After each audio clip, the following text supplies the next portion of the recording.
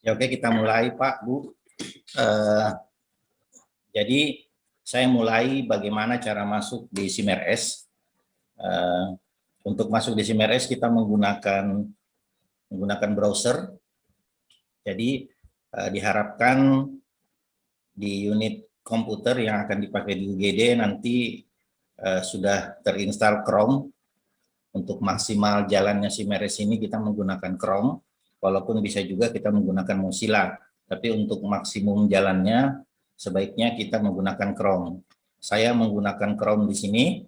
Jadi untuk masuk ke SIMRS kita mulai menulis 192.168.11.2 garis miring RSUD Luwuk. Nanti akan masuk ke dalam form login seperti ini. Nah, untuk IGD sudah disiapkan username dan password sementara. Jadi nanti di sini kita tulis IGD yang sudah dipersiapkan oleh admin, passwordnya 12345. Jadi IGD passwordnya 12345. Masuk. Nah, ini sudah masuk. Nah, nanti akan muncul menu sesuai dengan hak akses yang dipunyai Bapak dan Ibu. Tadi kita sudah punya username, IGD, passwordnya 12345. Jika ingin mengganti, kita masuk ke di atas sini. Nanti di sini ada ganti password. Untuk keluar, nanti kita pilihnya sign out. Untuk ganti password, klik saja ini. Nanti kita tulis password lama, masukkan password baru, dikonfirmasi, baru klik ubah. Nah, saya kira nanti bisa dicoba. Nah, jadi saya masuk ke modulnya. Jadi nanti kalau sudah muncul menu pelayanan, diklik pelayanan, akan tampil satu IGD. Nah, ini masuk ke modul IGD. Jadi nanti di sini ada dua yang bisa kita lakukan. Satu untuk proses pelayanan pasien, yang kedua adalah laporan. Nah, saya masuk ke proses pelayanan sini. Karena user kita tadi hanya berfungsi untuk IGD, maka otomatis di unit pelayanannya pilihannya cuma satu. Jadi pada saat tampil IGD cukup langsung klik saja tampilkan. Nanti akan muncul semua pasien-pasien yang sudah diregister ke IGD. Jadi ini tadi kita mencontohkan ada beberapa pasien. Jadi kalau pasiennya misalnya di sini ada 10, misalnya di 10 tempat tidur, maka diharapkan data yang tampil di sini tulis 10 seperti ini. Ya. Jadi terus di sini ada dua tombol, yang satu tombol action, yang satu DPJP. DPJP sebenarnya tidak perlu kita atur kembali kecuali kesalahan pemilihan dari registrasi, karena di registrasi itu sudah ditentukan bahwa ini hari yang bertugas di GD siapa. Jadi nanti tapi kalau salah nanti kita bisa ganti dokternya siapa di situ. Di sini. Dia ada pemilihan di sini. Oke. Nah, untuk memproses pasien, misalnya contoh pasien ini Muhammad Yusron Firdaus, kita klik tombol proses yang sesuai barisnya. Ini. Nah, sudah masuk di sini. Jadi proses inputan pelaksanaan tindakan yang diberikan ke pasien di-input di sini.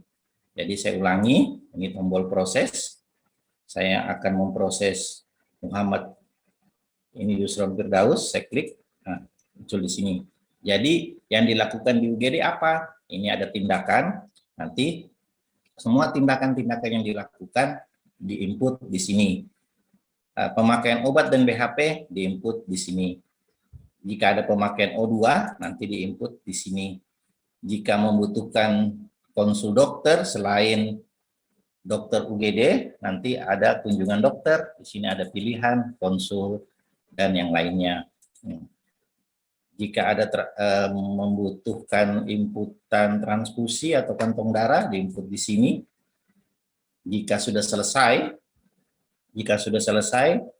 di UGD prosesnya, kita pindah kamarkan dia jika dipindah kamarkan, atau jika dia pulang sebagai rawat jalan, ini ada tombol pulang.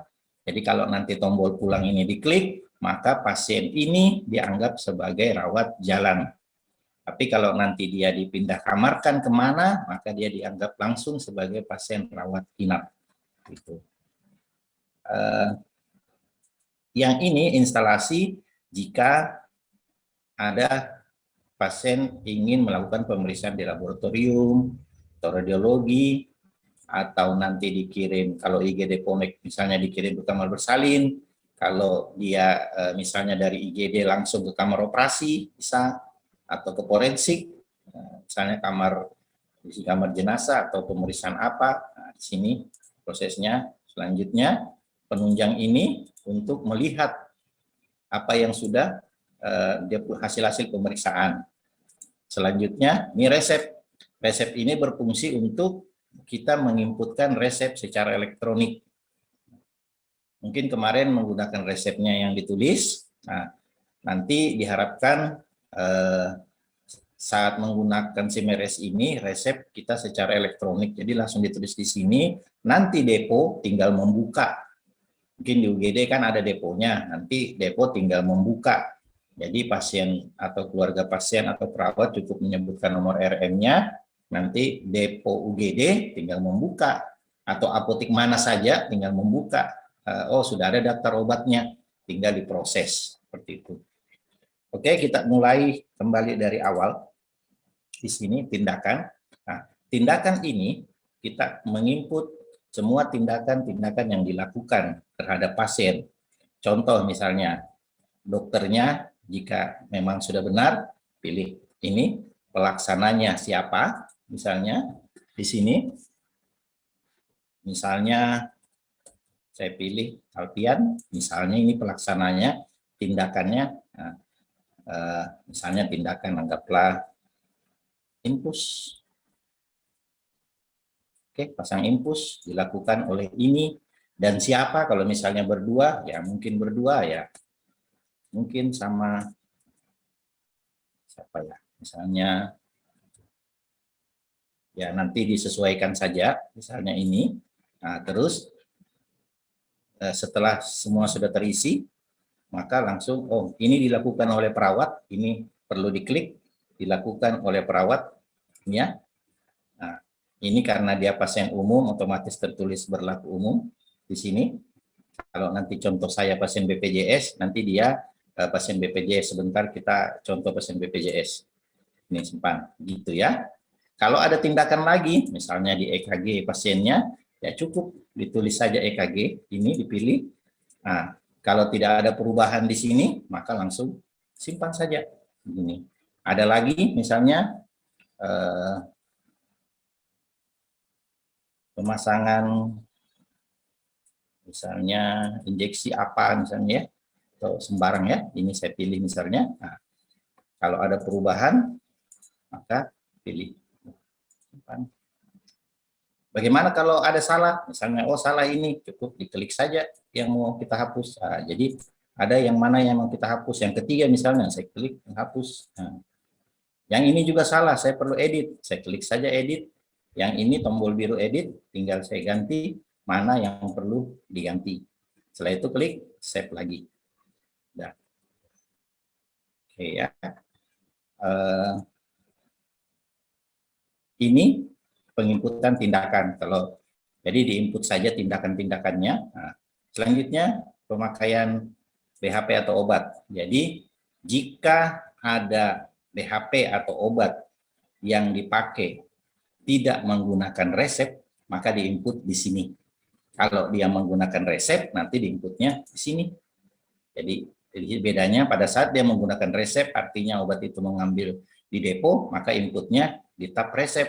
Tapi kalau dia langsung di sini, dia menginputnya di sini. Contoh, misalnya kapas. Nah, misalnya ini kapas, kita hitungannya gram diperkirakan saja. Kalau pasang infus misalnya pasti menggunakan kapas. Nah, jadi misalnya anggaplah kapasnya 5 atau kapas yang sudah bundar-bundar atau seperti apa. Seperti itu ya. Oke, disimpan ya. Menggunakan lagi misalnya alkohol swab, berapa biji?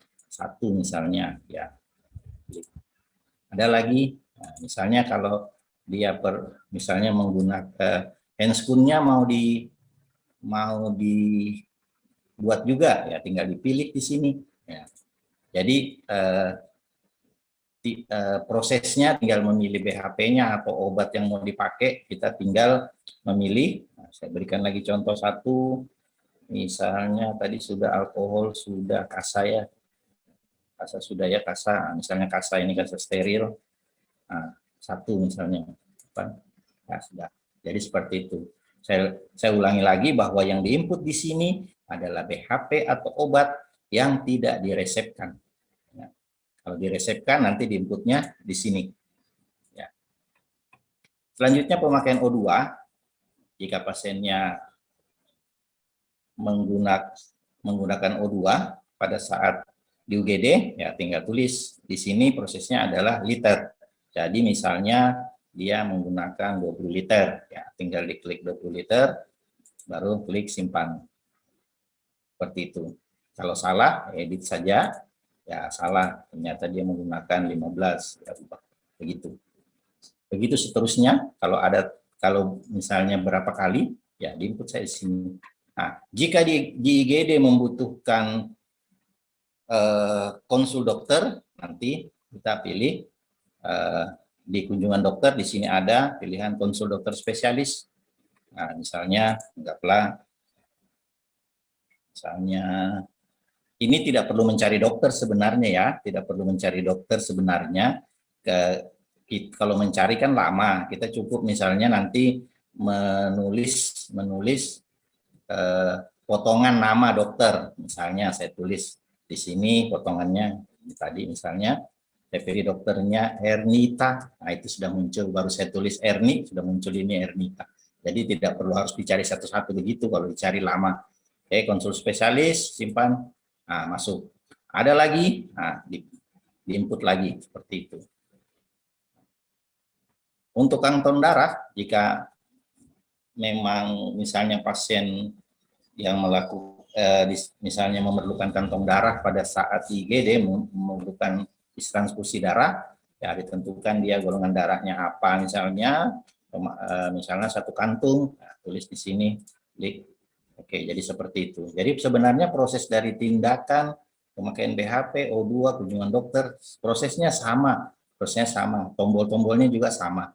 Nah, saya belum kepindah kamar, ke instalasi dulu, misalnya pasiennya ingin ke laboratorium, nanti tulis saja ke laboratorium, catatan pemeriksaannya di sini, nanti disimpan, pasiennya nanti namanya akan tampil di laboratorium.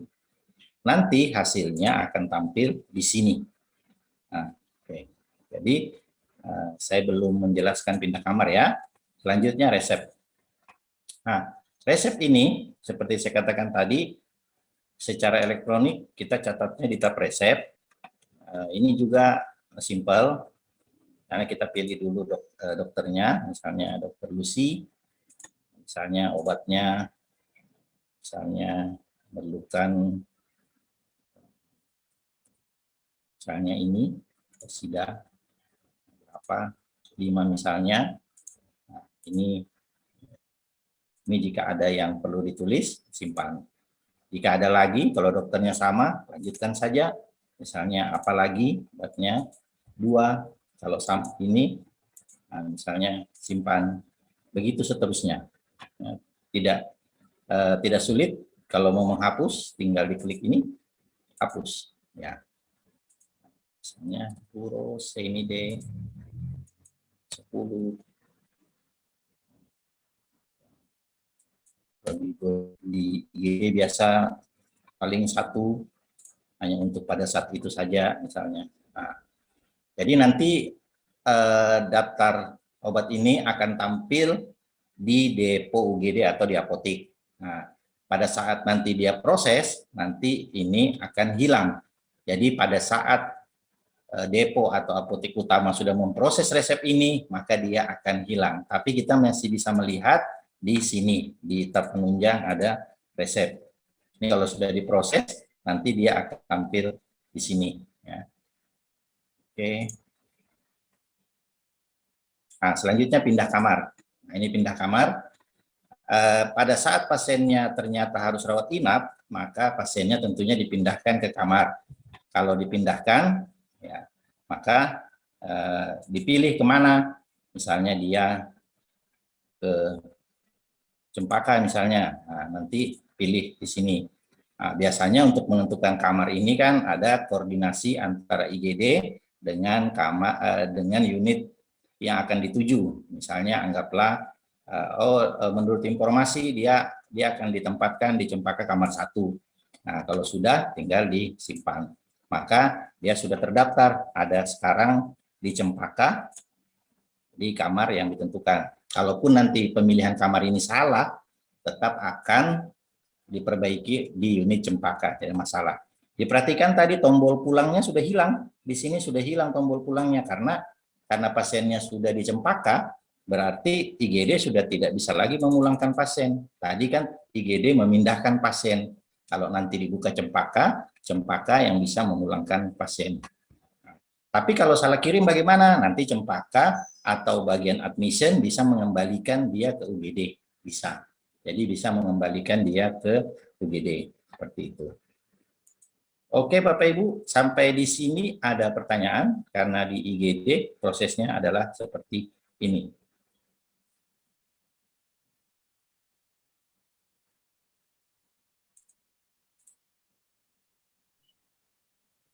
Atau saya uji untuk pasien yang BPJS ya. Kalau ini misalnya yang kedua, nah ini pasien BPJS. Nah, misalnya dokternya ini, nah, misalnya pasang infus cukup 3 huruf yang diinputkan, maka dia akan tampil apa yang dipilih. Misalnya di sini, nah, pelaksananya misalnya Arwidi. Ya, ini kalau dilakukan oleh perawat tadi diklik, ya baru disimpan. Nah, tersimpan di sini. Ini pasien BPJS ya, tidak tercentang dia.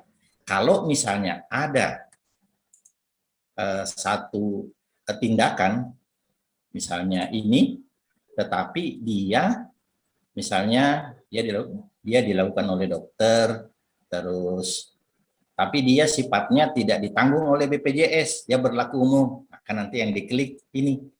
Artinya bahwa tindakan ini berlaku umum, ini ada dilihat. Yang perawatnya PRWT ini tanda silang berarti tindakan ini dilakukan oleh dokter. Seperti itu ya. Pemakaian obat saya ulangi lagi, misalnya ini sama saja yang kayak seperti tadi modelnya. Oke, simpan. Nah, seperti itu atau yang lain misalnya. Iya. Om, ini ada pertanyaan. Di bagian diskon, apakah berlaku untuk pasien tanpa kartu BPJS tapi punya SKTM? Bagian diskon apa berlaku untuk pasien tanpa kartu BPJS tapi punya SKTM, surat keterangan ya, tidak mampu ya. Oke, kalau surat keterangan tidak mampu biasanya kan jam kesda, tapi kalau misalnya dia sudah tidak ada konsep jam kesda, berarti tergantung SOP-nya rumah sakit nanti. Nah, oke, saya kembali ke tadi bagusnya yang umum ini ya. Yang proses ini tadi umum. Misalnya yang tindakan ini tadi, ini saya edit. Nah ini saya edit dia, ini muncul apa ini?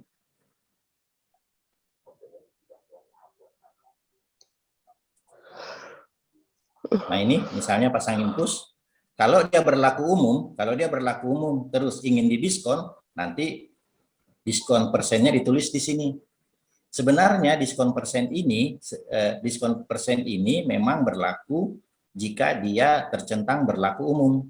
Artinya di billingnya nanti langsung dipotong dari harga yang sudah sesuai dengan tindakannya. Itu maksudnya yang diskon. Sama dengan tadi kalau kunjungan dokter, di sini ada, misalnya kan ini pasien umum, misalnya kebetulan apakah rumah sakit memberi kebijakan untuk pasien ini atau mungkin keluarganya sehingga visit ke dokternya tidak dihitung, maksudnya dianggap free atau diskon, ditulis di sini. Kalau free berarti tulis 100%. Kalau misalnya di diskon berarti misalnya oh cuma 50%, ditulis nanti di sini 50% seperti itu. Kalau mengenai pertanyaan tadi yang SKTM itu harus sesuai SOP-nya rumah sakit nanti di sana. Saya tidak bisa langsung menjawab ini. Tapi intinya yang diskon ini adalah fungsinya seperti tadi yang saya jelaskan. Itu. Ya, ada pertanyaan lain sambil saya lanjut yang tadi pasien BPJS ya. Ini tadi sudah ini ya, pemakaian O2 sama, misalnya kalau tidak ada ya tidak usah diisi. Ya, kunjungan dokter kalau tidak ada juga ya tidak usah diisi, ini juga tidak usah diisi. Yang biasanya diisi banyak itu tindakan-tindakannya dengan sama pemakaian BAP, sama tentunya resep. Bagaimana kalau dokternya berbeda, misalnya ada 2 resep, dokter konsul berikan juga, sama saja tadi, dipilih saja, diisi. Jadi prosesnya sama, seperti itu. Nah, kalau pasien ini pulang, berarti dia diklik pulang. Berarti tidak dipindah kamarkan. Nah ini, kalau ada pasiennya pulang, nah, misalnya pasiennya dari IGD, cuma di IGD saja, dia dipersilakan pulang, tidak terawat inap, jadi nanti dipilih ini pasien pulangnya. Apakah ini kondisi keluarnya sembuh membaik atau belum sembuh atau meninggal. Ini resumenya apakah sudah terisi atau belum, ya pada saat pasiennya keluar apakah dokter sudah mengisi atau belum atau dibawa pulang oleh dokternya. Ini nanti berguna untuk di bagian rekam medik. Ini cara keluar, ini diizinkan, pulang paksa, dirujuk. Jadi kalau misalnya dirujuk, kita pilihnya dirujuk supaya nanti bagian rekam medik bisa menghitung oh berapa pasien yang dirujuk. Seperti itu. Sudah tercek. Terjadi pasiennya sudah masuk, sudah mendaftar, tapi tidak jadi dilayani, maka nantinya batal pelayanan. Ini ada batal pelayanan. Jadi sebelum dilakukan tindakan, misalnya tiba-tiba baru mau dilakukan tindakan, tidak jadi pasiennya pulang, nah, tetap harus dipulangkan, tapi pilihnya batal pelayanan seperti itu. Nah, misalnya ini diizinkan pulang, ya pulang. Nah, pasiennya sudah pulang, ini sudah tidak ada tombolnya, ini pasiennya sudah pulang. Oke, ada pertanyaan, Bapak, Ibu?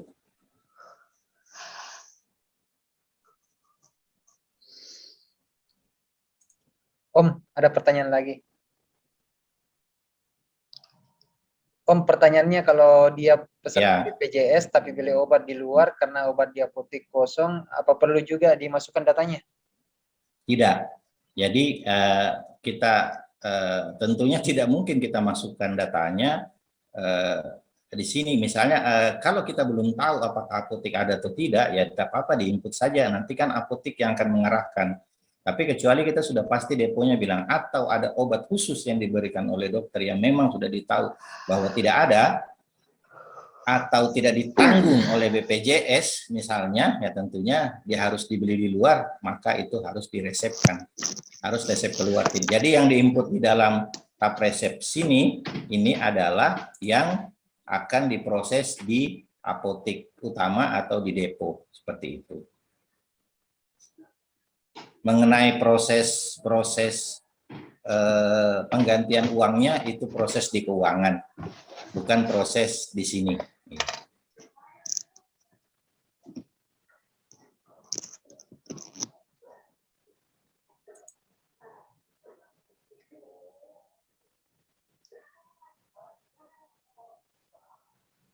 Tadi 1.400 ya. Oke, tadi pasiennya sudah pulang ya. Misalnya saya perlihatkan satu, coba billingnya dari pasien 1.400. Billing.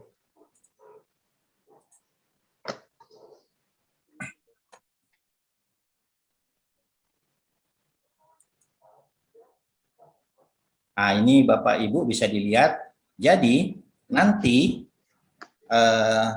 kalau pasiennya pulang di UGD, tidak perlu lagi sebenarnya membuat itu perincian pembayaran. Kalau misalnya dia pasien umum, tidak perlu lagi dibuat karena sebenarnya sistem sudah ada. Jadi pasiennya cukup saja menyebutkan nanti nomor Kemediknya di pasien atau keluarga pasien atau siapa yang mengurus pembayarannya, cukup menyebutkan nomor Kemediknya di loket pembayaran. Nanti loket pembayaran akan sudah langsung tahu, oh sekian, seperti itu.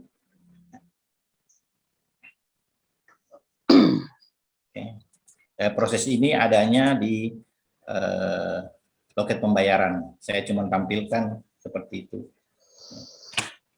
Misalnya ini tadi pasien umumnya berapa nih? Yang pasien umum 15777. Misalnya loket pembayaran melakukan proses 15777. Proses link. Nah, ini pasien umum atau selisih asuransi, ya seperti ini. Jadi ini pasien umum sudah ada tertulis di sini. Jadi tidak diperlukan lagi membuat perincian-perincian jumlahnya berapa, tidak diperlukan lagi. Seperti itu. Ada pertanyaan Pak, Bu? Ada Pak, ada. Ya, silakan Pak. Ya. Assalamualaikum warahmatullahi wabarakatuh. Waalaikumsalam. Ini kaitan dengan masalah pembayaran. Tadi kan sudah dijelaskan kalau pembayaran kita tidak perlu catat lagi, langsung saja ke apa? Nanti yang di bagian loket. Nah, sementara kita di UGD Pak, biasanya ada pasien BPJS, karena dia belum mengurus, biasa kita minta jaminan. Nah, itu bagaimana Pak? Ya, sebenarnya tergantung SOP rumah sakit Pak. Cuman nanti di sistem ini kita mengharapkan bahwa penerimaan uang itu satu pintu.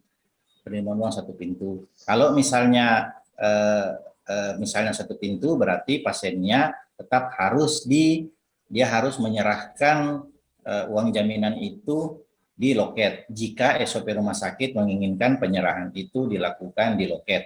Jadi itu konsep itu tergantung misalnya SOP rumah sakit. Nah, bagaimana kalau pasiennya tengah malam? Nah, pertanyaan saya, apakah loketnya buka tengah malam atau tidak? Seperti itu Pak. Nah, biasanya memang ada pasien datang, dia tidak karena buru-buru lupa membawa berkas-berkas, lupa membawa, tidak ketahuan apakah dia pasien BPJS aktif atau non aktif, tapi harus segera dilayani. Kita belum yakin, maka pasien harus menyerahkan uang jaminan. Selanjutnya kalau dia menyerahkan uang jaminan bagaimana? Tetap saja Pak, kita inputkan berdasarkan BPJS, nanti kita bisa edit menjadi pasien umum seperti itu Pak.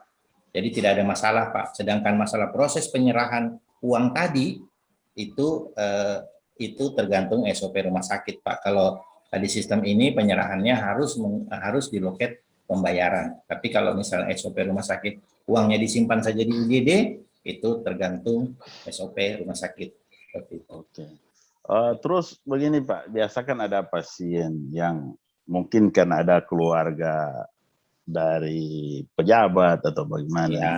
Nah, tiba-tiba ada telepon misalnya dari bos, oh digratiskan, itu tidak usah bayar. Itu gimana Pak? Ini ada diskon Pak tadi, misalnya saya katakan tadi Pak, Firdaus ini pasien umum, tetap kita harus tulis diskonnya Pak. Kenapa diskonnya kita buat satu-satu? Itu kita buat di sini diskonnya satu-satu karena siapa tahu ada tindakan yang dilakukan itu pakai diskon, ada juga tindakan yang tidak didiskon. Seperti contoh misalnya visit dokter, misalnya dia konsul dokter, tiba-tiba itu saya punya keluarga, ya sudah saya free. Kalau free biasanya kan diskonnya misalnya berapa persen, karena kan di dalamnya ada jasa sarana, ada jasa pelayanan. Nah, mungkin kalau begitu saya didiskon misalnya 30%. Kalau ini anak pejabat, didiskon saja 100%. Nah, seperti itu. Nah, Oke.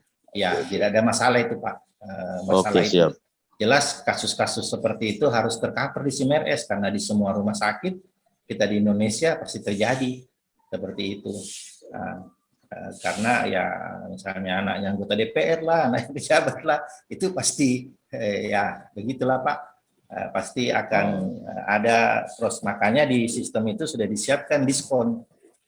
Tapi kan biasa juga ada memang yang didiskon ini, yang ini tidak diskon. Makanya diskon yang ada di Simeres itu berdasarkan komponen per masing-masing tindakan seperti itu. Oh iya Pak. Ya. Boleh bertanya lagi Pak? Ya silakan Pak. Ya, ada yang lalu saya pernah tanyakan ke Bapak, itu masalah tindakan itu kan cuma 2 orang itu yang melakukan tindakan. Ini Pak ya. Itu lalu saya pernah tanyakan ke Bapak, bagaimana kalau kita misalnya melakukan salah satunya, misalnya kita melakukan RJP. RJP itu kan bukan cuma 1-2 orang. Ya. Ada beberapa orang yang terlibat di situ. Yang terlibat di situ, ya. Itu bagaimana? Karena di sini saya lihat maksimal barangkali 2 orang itu. Iya. Yang selama ini biasanya terjadi biasanya cuma 1 atau 2. Betul yang Bapak bilang, kalau untuk kasus-kasus yang seperti PRGP atau misalnya tindakan acting luka. Iya, acting luka atau jantung misalnya. Nah itu kalau begitu nanti saya tambahkan catatan di sini Pak. Memang ada beberapa pertanyaan tadi Pak untuk pelaksana ini atau perawat ini. Saya lagi memikirkan untuk menambah. Opsi pertama adalah catatan, yang kedua dengan konsep yang lain yang bisa menulis berapa saja jumlah perawat yang bisa dicatat. Jadi nanti mungkin yang versi ini tetap seperti ini Pak, saya tambahkan catatan, jadi nanti bisa dicatat di sini seperti itu. Oke, siap. Ya akan kami akomodir itu Pak, saya catat. Oke, ya makasih banyak Pak. Ya, mungkin ada lagi Pak, Bu, ke adminnya, mungkin ada yang mau ditanyakan ke bagaimana atau perawat. Nanti terutama untuk ini. Ini sudah, pasiennya sudah pulang ya. Yang ini, tadi itu pasiennya, saya ambil contoh.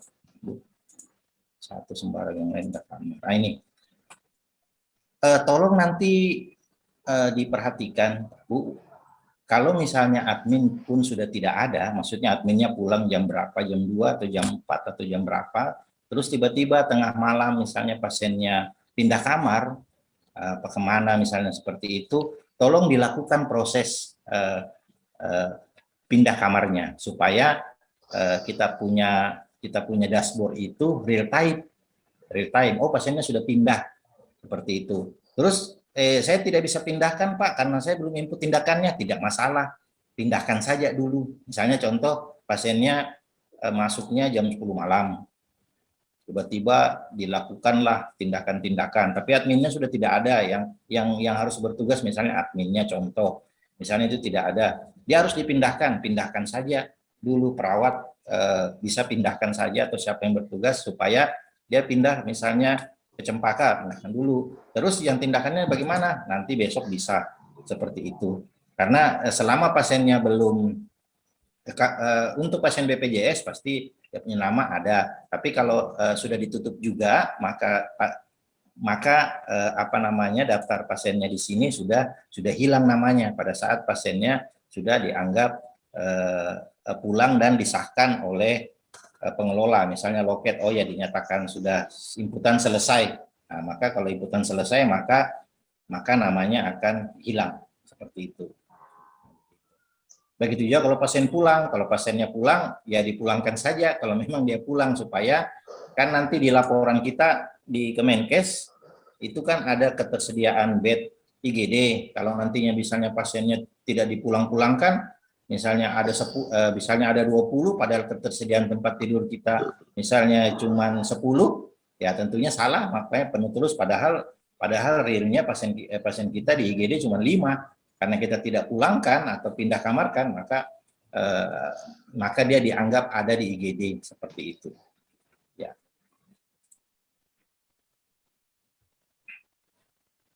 Oke, ada pertanyaan lagi, Pak, Bu? Jadi prosesnya tidak rumit, tidak simple, karena ya di sini semua modelnya juga sama, proses edit, hapus, semua modelnya sama, tidak ada yang yang berbeda di sini.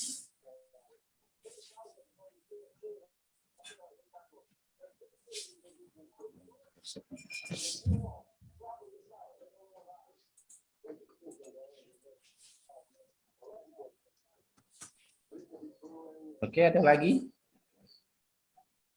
Ya, lanjut ke Sali. Dipandu, siapa tahu ada yang mau bertanya.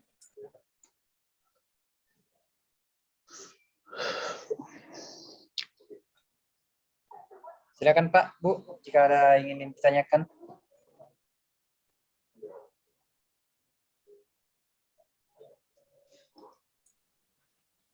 Nanti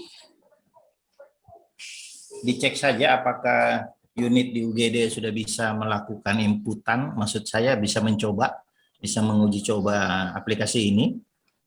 Kalau bisa diutak-atik saja dulu untuk uji coba. Nah, kalau tidak bisa nanti bisa dibantu sama Pak Edi untuk aksesnya, seperti itu.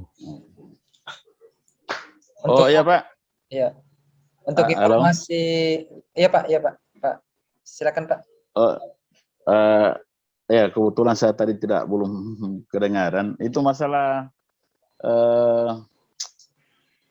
permintaan pemeriksaan penunjang, misalnya lab atau radiologi. Oh itu Pak, di sini di instalasi Bapak tinggal kirim saja kemana, ini di tab instalasi, nanti di radiologi misalnya diberikan catatan apa misalnya di sini Pak, nanti bagian radiologi akan memproses, nanti namanya sudah tampil di bagian radiologi. Cukup begitu. Jadi, Pak? Yang catatan pemeriksaan itu yang kita tulis itu jenis pemeriksaan. Iya, jenis pemeriksaan. Ya, nanti Oke. kalau untuk lab ditulis saja Pak jenis pemeriksaannya. Nanti bagian lab itu akan mengeluarkan hasil yang dari dari LIS-nya, dari mesinnya langsung akan tampil. Nanti kalau sudah ada pembelajaran untuk laboratoriumnya, nanti kita bisa coba Pak, itu berikutnya. Seperti itu. Oke. Ya. Ada lagi Pak, Bu? Silakan Pak, Bu, kalau masih ada di ruangan IGD bisa dicoba di komputernya yang sudah dipindahkan di bagian workstation-nya.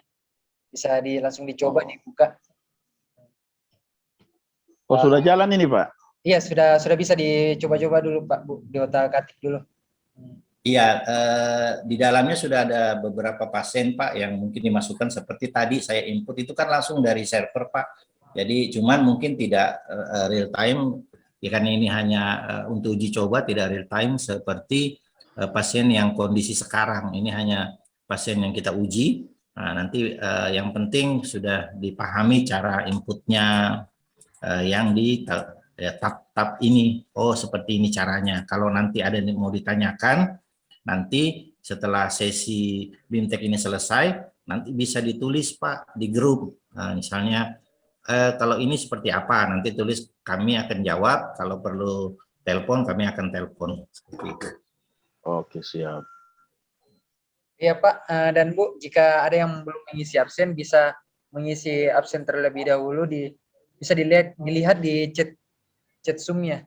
Nanti di dalam itu bisa mengisikan nama lengkap, nama unit, terus nomor WA yang aktif, dan di dalam link absensi itu juga sudah ada muncul link Zoom yang bisa langsung terhubung ketika dipencet bisa masuk langsung di grupnya.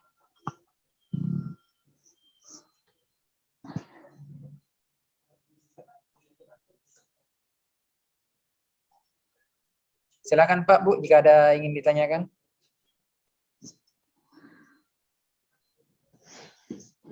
Teman-teman.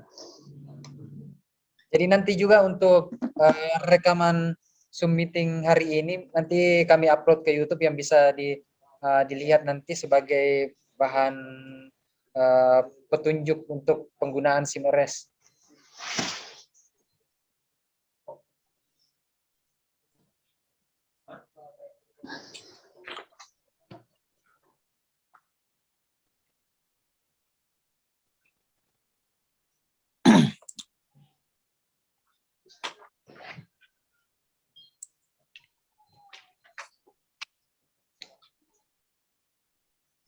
Halo, Iya Pak, silakan Pak.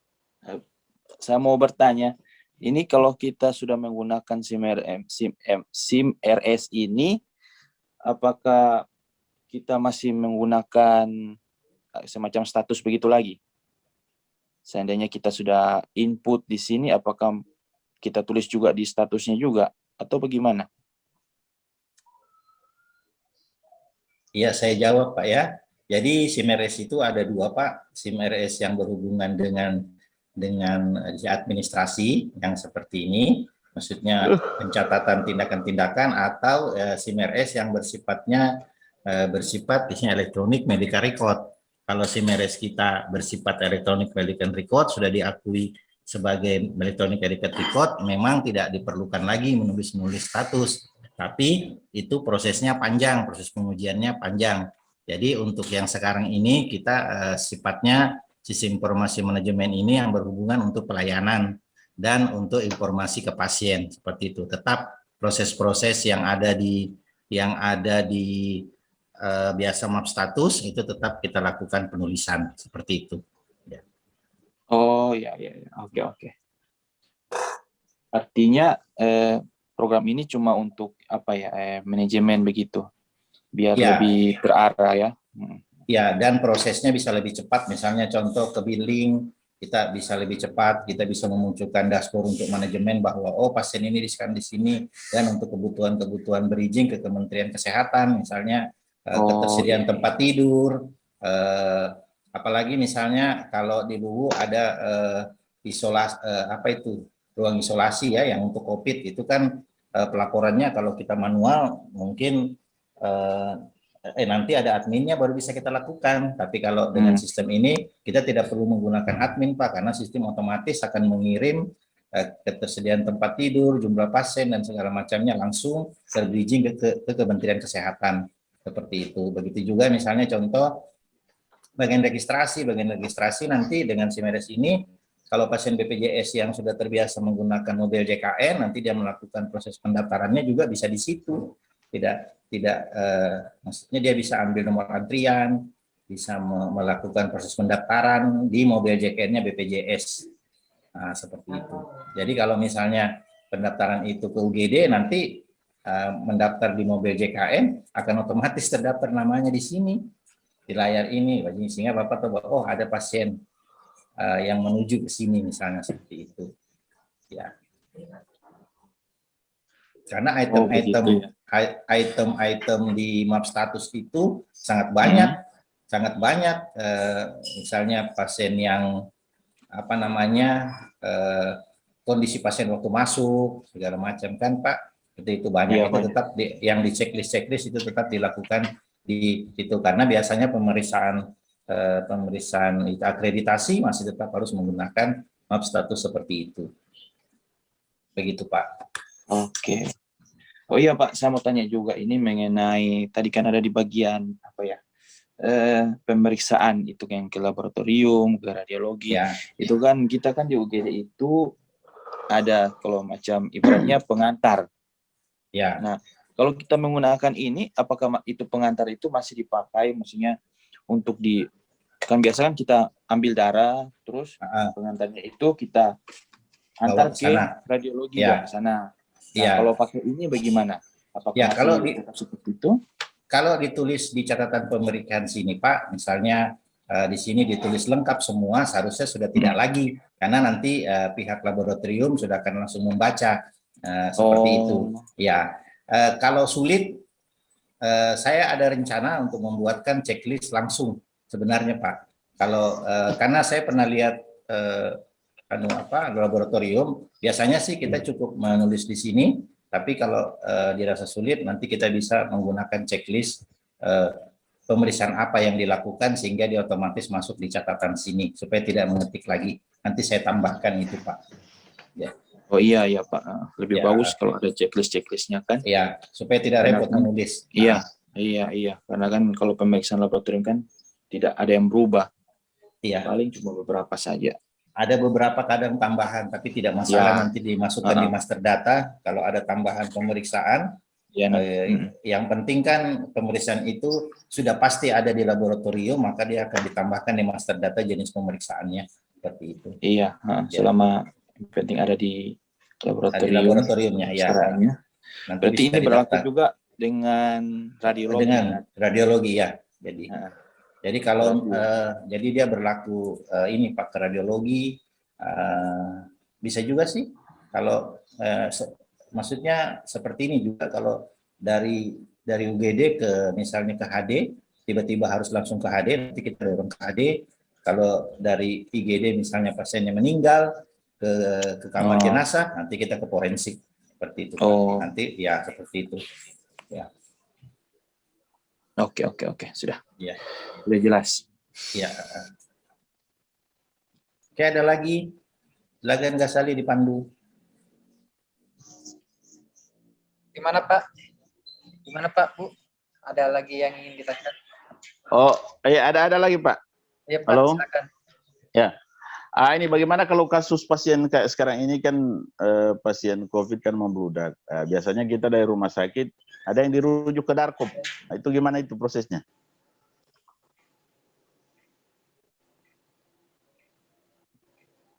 Om, halo. Kalau dia dirujuk Pak, kalau dia dirujuk berarti pasiennya dianggap pulang. Kan tadi ada waktu pulang Pak, misalnya saya ambil contoh Pak ya, ini kan tadi pasien sudah saya pulangkan, yang ini, ini juga, ini ada dia Soka. Coba saya cari dulu yang langsung pulang dari UGD. Ini Pak, tetap dia kita pulangkan. Nanti kan di sini ada Pak, ya di sini kan ada Pak dirujuk dia. Nah seperti itu. Jadi kita pilih, jadi yang di cara keluar ini ada Pak pilihannya dirujuk. Nah, oke. Ya cukup itu saja Pak. Sudah. Ya. Sudah, ya. Oke. Jadi saat dia keluar, jadi intinya di UGD itu konsepnya seperti ini. Kalau dia dipindah kamarkan, kita pindah kamarkan kemana. Tapi kalau dia pulang atau keluar dari rumah sakit, berarti dianggap pulang. Ya, maksudnya pulang itu bisa kondisinya dia bisa pulang paksa atau lari, bisa saja kan pasiennya tiba-tiba hilang, ya lari karena dia sudah tidak ada misalnya, atau dia dirujuk, seperti itu. Oke, siap. Ya. Sudah jelas.